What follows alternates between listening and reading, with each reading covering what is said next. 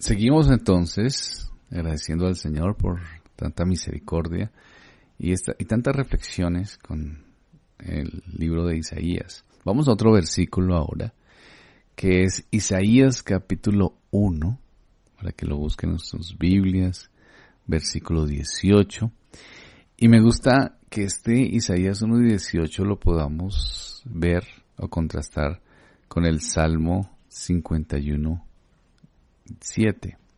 ¿Qué dice entonces Isaías 1:18? Vengan ahora y razonemos, dice el Señor. Aunque sus pecados sean como la grana, aunque la nieve serán emblanquecidos, aunque sean rojos como el carmesí, como blanca lana quedarán. Y vamos a Isaías 51:7. Purifícame con hisopo y seré limpio, lávame y seré más blanco que la nieve. Blanco como la nieve, más blanco que la nieve. Bueno, cuando pensamos en la nieve, pues nos cuesta pensar en algo más blanco que eso. Pero también es interesante ver el comparativo.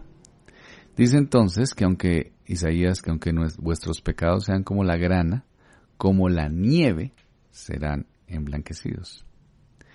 Y el salmista dice, lávame y quedaré más blanco que la nieve.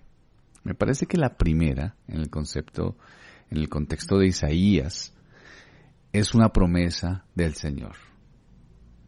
Es decir, Dios promete a un pueblo rebelde que si viene a Él, serán quitados sus pecados y serán blancos como la nieve. En el caso de la segunda, es una oración de un penitente. ¿Qué quiere decir eso? De un hombre que pecó. Y el hombre es un converso, tal vez, ¿sí? Es un converso, es un cristiano. Y describe cómo experimenta el perdón del Señor. Es una obra interior. La primera, en Isaías, habla de la justicia imputada, es decir, de la justificación. Y la segunda es la justicia impartida, es decir, el hecho de que somos liberados, el hecho de que somos transformados y de que somos limpios. Venid luego, dice Jehová, y estemos a cuentas. Las Escrituras entonces nos muestra este hermoso mandamiento de que Israel podía venir. Ese es el llamado. Venid pues. Están retrasados porque están pecando, están haciendo las cosas que no son correctas. Venid, y si vienen, entonces ¿qué van a recibir? Pues que el perdón de Dios, la justicia de Dios, la sangre del Hijo de Dios borra nuestros pecados de grana. Y tendremos el blanco ropaje de la justicia impecable de Dios. Eso es la justificación, que todas las impurezas, todos nuestros pecados están sobre Él. Y su sacrificio perfecto, lo que Él hizo en la cruz del Calvario, está en nosotros. Esa es una imputación. Su justicia en nosotros. Esa es una justificación. ¿Y qué hace esto entonces? Que Él haya cumplido en el Calvario y que haya cumplido la ley perfectamente y que nosotros estemos con esa justicia, pues hace que nosotros seamos blancos, limpios, sin contaminación delante de Dios. ¿Significa que no cometemos pecados? No, no significa eso. Significa que nosotros hemos sido justificados por la justicia de otro y frente a Dios somos santos. De una manera más clara, cuando Dios lo ve a usted que es un justificado, que ha venido a Cristo, que ha pedido el perdón, Dios lo ve como un santo, como un blanco, en el sentido de que no hay pecado en su corazón, en el sentido de que está limpio de todo pecado. Él nos limpia completamente. No que no cometamos pecados. Obviamente todavía cometemos pecados.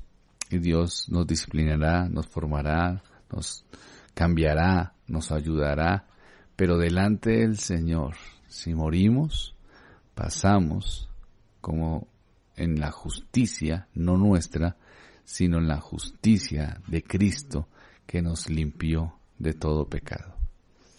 Entonces, cuando hablamos de Isaías 1:18, estamos hablando que es la palabra del Señor a Israel.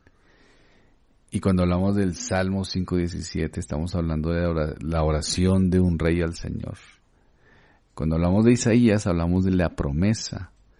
En la segunda, cuando hablamos del salmista, es de un ruego, de un penitente. Pero el punto en los dos es parecido. ¿Cuál es? Que Dios justifica, que Dios limpia, que Dios hace una obra especial. Y hace un llamado, ¿a qué? A que vengamos, venid luego. ¿A qué? Pues a que el Señor nos limpie. Entonces, si usted ha pecado contra Dios, si se ha alejado del Señor, si está fuera de sus caminos, sea con sus pensamientos, aunque vaya a la iglesia, pero de pronto su mente está fuera de Dios, así sus padres lo presionen, pero usted llega allí y está su mente en otras cosas, no está deseando las cosas espirituales, rechaza lo que es bueno, rechaza lo que es santo. Ese es el tiempo para que se acerque al Señor, para que se aleje del pecado, para que pueda acercarse de la gracia de Cristo. ¿Y qué va a recibir? Pues consuelo. ¿Qué va a recibir? Esperanza. Y va a recibir una justicia que usted no merecía, es decir, va a ser limpiado de sus pecados. Si usted piensa que tal vez su pecado es tan grave como padre, como esposa, como hijos, como solteros, si piensan que han cometido pecados en lo oculto, o han hecho conversaciones, o tienen en su mente reflexiones que son pecados tan graves, que prefieren alejarse del Señor, esta es la invitación de Dios. Vengan. ¿Y qué hace el Señor? Les cambiará el corazón, les limpiará, los justificará, los cambiará. Dice, vengan ahora, dice Isaías 1:18.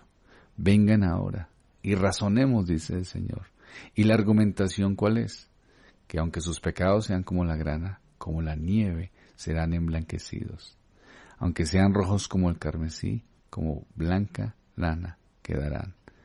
Si ven la misericordia del Señor, vengan a la misericordia y van a recibir toda esa gracia, todo ese amor, todo ese perdón del Señor. Todo esto si venimos a Él, porque su justicia es una promesa que vemos desde el Antiguo Testamento en Isaías. Oremos al Señor. Señor, gracias porque tu promesa es de justicia y tú nos justificas a nosotros siendo pecadores. Un pueblo rebelde al cual tú llamas. Y tú llamas para limpiarlo, para lavarlo, para hacerlo santo. Cualquiera de nosotros que ha pecado contra ti, si viene a ti, va a recibir el perdón. No porque tengamos capacidad o fuerza, sino porque tú haces una obra perfecta. Ayúdanos a comprender esto. En el nombre de Cristo. Amén.